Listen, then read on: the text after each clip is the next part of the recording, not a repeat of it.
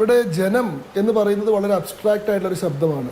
ജനങ്ങളെ പ്രതിനിധീകരിക്കുന്ന സഭ എന്ന് പറയുമ്പോൾ അത് സംസ്ഥാന നിയമസഭ മാത്രമല്ലല്ലോ, കേന്ദ്ര പാർലമെന്റും കൂടുതൽ വിശാലമായിട്ടുള്ള അർത്ഥത്തിൽ ജനഹിതത്തെയാണ് റെപ്രസെന്റ് ചെയ്യുന്നത്.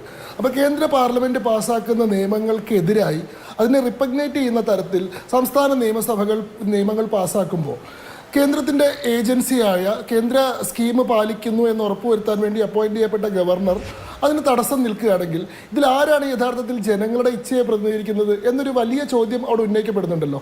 വളരെ വിശാലമായിട്ടുള്ള ധാരാളം ചോദ്യങ്ങൾക്ക് ഇന്നത്തെ സുപ്രീം കോടതിയുടെ ഇടപെടൽ കാരണമായിട്ടുണ്ട് എന്നാണ് ഞാൻ വിചാരിക്കുന്നത്.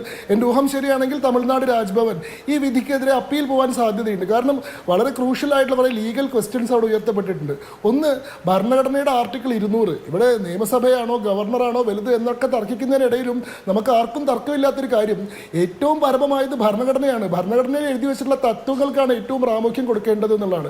ഭരണഘടനയെ ഇന്റർപ്രറ്റ് ചെയ്യാനുള്ള അധികാരം കോടതികൾക്ക് ഉണ്ട്. എന്നാൽ ഭരണഘടനയെ കൺസ്ട്രക്ട് ചെയ്യാനുള്ള അധികാരമുണ്ടോ? ഭരണഘടനയിൽ ഇല്ലാത്ത പദങ്ങൾ കൂട്ടിച്ചേർക്കാനും അതിന്റെ ഭരണഘടനാ നിർമ്മാതാക്കൾ പോലും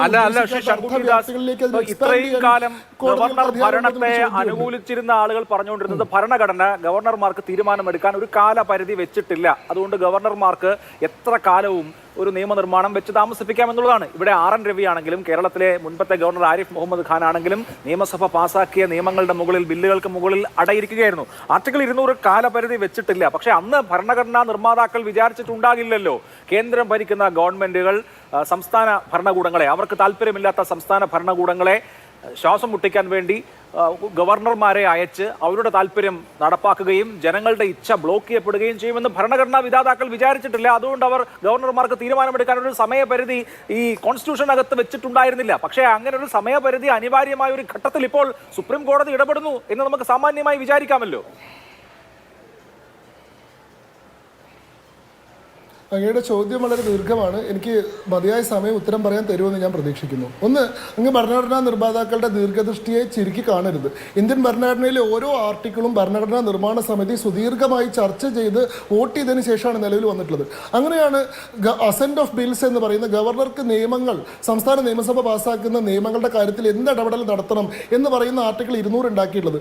ആർട്ടിക്കിൾ 200 ഗവർണർക്ക് 3 അധികാരം കൊടുത്തിട്ടുണ്ട്. ഒന്നില്ലെങ്കിൽ അത് അപ്രൂവ് ചെയ്യാം, അതല്ലെങ്കിൽ അത് റിട്ടേൺ ചെയ്യാം, അല്ലെങ്കിൽ പ്രസിഡന്റിന് വേണ്ടി റിസർവ് ചെയ്യാം. ഇങ്ങനെ ചെയ്യുമ്പോൾ ആസ് ഫാർ ആസ് പോസിബിൾ എന്നാണ് നിയമത്തിൽ പറയുന്നത്. പരമാവധി വേഗത്തിൽ, സാധ്യമായ വേഗത്തിൽ എന്നാണ്. ഒരു ടൈം പീരീഡ് സ്റ്റിപ്പുലേറ്റ് ചെയ്തിട്ടില്ല. ഈ ആർട്ടിക്കിൾ ഭരണഘടനാ നിർമ്മാണ സമിതി ആലോചിക്കുന്ന സമയത്ത് ഒരു ടൈം പീരീഡ് സ്റ്റിപ്പുലേറ്റ് ചെയ്യണം എന്നുള്ളൊരു ആവശ്യം ഉണ്ടായിരുന്നു. ആ ആവശ്യത്തെ നിരാകരിച്ചത് എന്തുകൊണ്ടാണ്? ഭരണഘടനാ നിർമ്മാതാക്കൾക്ക് സാധിക്കാഞ്ഞിട്ടല്ല. 1 മാസമെന്നോ 3 മാസമെന്നോ 6 മാസമെന്നോ അവിടെ ചേർക്കാൻ സാധിക്കാഞ്ഞിട്ടല്ല. അത് ബോധപൂർവ്വം ചേർക്കാതെ ആസ് ഫാർ ആസ് പോസിബിൾ എന്ന് പറഞ്ഞത് അവിടെ ഗവർണർക്ക് വിവേചനാധികാരം ഉള്ളത് കൊണ്ടാണ്. ഗവർണർക്ക് വിവേചനാധികാരം ഇല്ല എന്നുകൂടി ഇന്നത്തെ സുപ്രീം കോടതിയുടെ വിധിയിൽ പറയുന്നുണ്ട്. അത് ഭരണഘടനയിലെ തന്നെ ആർട്ടിക്കിൾ 163(1) നഗ്നമായിട്ടുള്ള വയലേഷനാണ്. കാരണം എന്താ, പ്രസിഡന്റിന്റെ അധികാരങ്ങൾ പറയുന്ന ആർട്ടിക്കിൾ 74 ഗവർണറുടെ അധികാരങ്ങൾ പറയുന്ന ആർട്ടിക്കിൾ 163 തമ്മിൽ വളരെ കൃത്യമായിട്ടുള്ള ഡിഫറൻസ് ഉണ്ട്. ആർട്ടിക്കിൾ 74(1) കൗൺസിൽ ഓഫ് മിനിസ്റ്റേഴ്സിനെ പറ്റി പറയുമ്പോൾ council of ministers headed by the PM shall aid and advise the president in all matters എന്നാണ് പറയുന്നത്. നിർബന്ധമായിട്ടും എല്ലാ കാര്യത്തിലും അഡ്വൈസ് ചെയ്യണമെന്നാണ്. എന്നാൽ അതേസമയം സംസ്ഥാന മന്ത്രിസഭയെ പറ്റി പറയുന്ന 163(1) വരുമ്പോൾ the council of Ministers headed by the CM shall aid and advise the governor unless in the duties he is constitutionally act as per his discretion എന്ന് എടുത്തു പറയുന്നുണ്ട്. അതായത് ഗവർണർക്ക് ഭരണഘടനാപരമായി വിവേചനാധികാരമുള്ള വിഷയങ്ങളിലല്ലാത്ത മറ്റ് വിഷയങ്ങളിൽ മുഖ്യമന്ത്രിയുടെ നേതൃത്വത്തിലുള്ള മന്ത്രിസഭ അദ്ദേഹത്തെ ഉപദേശിക്കണം. അപ്പോൾ ഗവർണർക്ക് വിവേചനാധികാരം ഉണ്ടെന്ന് ഭരണഘടന തന്നെ വളരെ കൃത്യമായി പറയുന്നുണ്ട്. അങ്ങനെ ഭരണഘടന ആ വിവേചനാധികാരം ബാധകല്ലെന്ന് പറയുന്നു. 2, ആർട്ടിക്കിൾ 200 ഇല്ലാത്തൊരു ടൈം പീരീഡ് കോടതി സ്വന്തമായി കൺസ്ട്രക്ട് ചെയ്യുന്നു. നിങ്ങൾ ആ വാദം തന്നെ പരിശോധിക്കൂ. അങ്ങ് പറഞ്ഞ തന്നെ ആ വാദം തന്നെ പരിശോധിക്കൂ.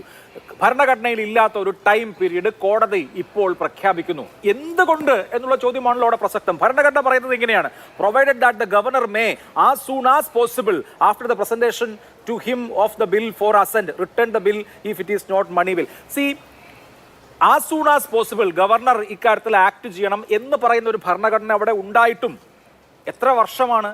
2020 മുതലുള്ള ബില്ലുകളാണ് ഇപ്പോഴും നിയമമാകാതെ രാഷ്ട്രപതിയുടെ പരിഗണനയ്ക്കായി RN രവി തമിഴ്നാട്ടിൽ അയച്ചിട്ടുള്ളത്. 24 മാസം വരെ പഴക്കമുള്ള ബില്ലുകളാണ് കേരളത്തെ സംബന്ധിച്ച് ആരിഫ് മുഹമ്മദ് ഖാന്റെ കാലത്ത് അവിടെ ഉണ്ടാവുകയും പിന്നീട് രാഷ്ട്രപതിക്ക് അയക്കുകയും ചെയ്തത്. അപ്പോൾ ഈ ആസ് സൂൺ ആസ് പോസിബിൾ എന്ന് പറഞ്ഞാൽ 3 കൊല്ലം അതിന്റെ മുകളിൽ വെറുതെ ഇരിക്കും. പിന്നെ കോടതി ഉത്തരവുകൾ വരുമ്പോൾ അല്ലെങ്കിൽ പരാമർശങ്ങൾ വരുമ്പോൾ രാഷ്ട്രപതിക്ക് അയക്കും എന്നുള്ളതാണല്ലോ. അതാണല്ലോ നമ്മൾ ഇപ്പോ മനസ്സിലാക്കിയത്. അങ്ങനെ ഒരു സാഹചര്യത്തിൽ കോടതിക്ക് ഇടപെടേണ്ടി വന്നു, ഒരു ടൈം പീരീഡ് സ്റ്റിപ്പുലേറ്റ് ചെയ്യേണ്ടി വന്നു.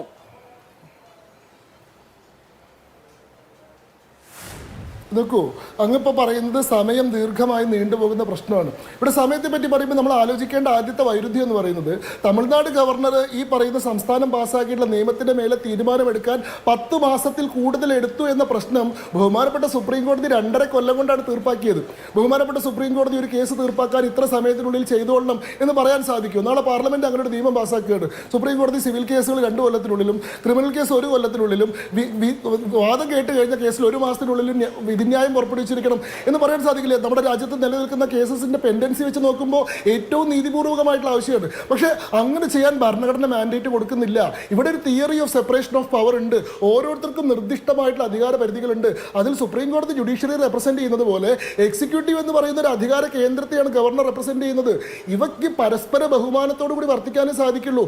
എക്സിക്യൂട്ടീവിന്റെ അധികാരത്തിലേക്ക് കയറി ഡിസ്ക്രിഷണറി പവേഴ്സ് ഇല്ലെന്ന് പ്രഖ്യാപിക്കാൻ സുപ്രീം കോടതിക്ക് അധികാരമില്ല. സുപ്രീം കോടതിയുടെ അധികാരങ്ങൾ എടുത്തു കളയാൻ എക്സിക്യൂട്ടീവിന്റെ ലെജിസ്ലേച്ചറിന് അധികാരം ഇല്ലാത്തതുപോലെ. അപ്പോൾ ഇവിടെ ഒരു അമിതാധികാര പ്രവണത ഉണ്ടായിട്ടുണ്ടോ എന്നുള്ള സംശയമുണ്ട്. മൂന്നാമത്തെ നിയമപരമായിട്ടുള്ള പ്രശ്നം എന്താണ്? BK പവിത്ര കേസിലെ വിധി നിലനിൽക്കില്ല എന്നാണ് പറയുന്നത്. ഇതേ സുപ്രീം കോടതിയുടെ 2-അംഗ ബെഞ്ച് 2019 പറഞ്ഞത് ഗവർണർക്ക് ഇത്തരം കാര്യങ്ങളിൽ ഡിസ്ക്രിഷണറി പവർ ഉണ്ടെന്നാണ്. ആ ഡിസ്ക്രിഷണറി പവർ ഇപ്പോൾ സുപ്രീം കോടതി ഈ വിധിയിൽ പറയുന്നത് BK പവിത്ര കേസിലെ വിധി നിലനിൽക്കില്ല, കാരണം ഷംസേർ സിംഗിന്റെ ലാർജർ ബെഞ്ചിന്റെ തീരുമാനത്തിന് വിരുദ്ധമാണെന്നാണ്. എന്നാൽ അതേ വിധിന്യായത്തിൽ കോടതി പറയുന്നു ഗവർണറുടെ അധികാരവുമായി ബന്ധപ്പെട്ട് പഞ്ചാബ് ഹൈക്കോടതി കഴിഞ്ഞ കൊല്ലം പറഞ്ഞിട്ടുള്ള വിധി ലാർജർ ബെഞ്ചിന്റെ വിധിക്ക് വിരുദ്ധമാണെങ്കിലും അത് നിലനിൽക്കുമെന്ന് പറയുന്നു. അപ്പൊ എങ്ങനെയാണ് ഒരേ വിധിന്യായത്തിൽ ഇത്രയും വിരോധാഭാസങ്ങളായിട്ടുള്ള പരാമർശങ്ങൾ നിൽക്കുന്നത്? സ്വാഭാവികമായിട്ട് ഇതിന്റെ മുകളിൽ ഒരു ലാർജർ ലീഗൽ ക്വസ്റ്റ്യൻ ഉണ്ടാവാനുള്ള സാധ്യതയുണ്ട്. കാരണം ഇത് ഭരണഘടനയിലെ ഇന്റർപ്രിട്ടേഷൻ അല്ല, കൺസ്ട്രക്ഷൻ ആണ്. അത് തീരുമാനിക്കാൻ 5-അംഗ ഭരണഘടനാ ബെഞ്ചിന് മാത്രമേ സാധിക്കുള്ളൂ. 2-അംഗ ബെഞ്ച് എങ്ങനെയാണ് ഭരണഘടനയിൽ കൂടുതൽ കാര്യങ്ങൾ എഴുതി ചേർക്കുകയും ഭരണഘടനയിൽ നിലനിൽക്കുന്ന തത്വങ്ങളെ അട്ടിമറിക്കുകയും ഗവർണർക്ക് നിലനിൽക്കുന്ന അധികാരങ്ങൾ തിരിച്ചെടുക്കുകയും ചെയ്യുന്നത്? അതൊരു ലാർജർ ക്വസ്റ്റ്യൻ, ലാർജർ ലീഗൽ ക്വസ്റ്റ്യനായി മാറുമെന്നാണ് BJP പ്രതീക്ഷിക്കുന്നത്. സ്വാഭാവികമായും അപ്പോൾ അതനുസരിച്ചുള്ള ഹർജികൾ പോകുമെന്ന് നമുക്ക് വിചാരിക്കാം.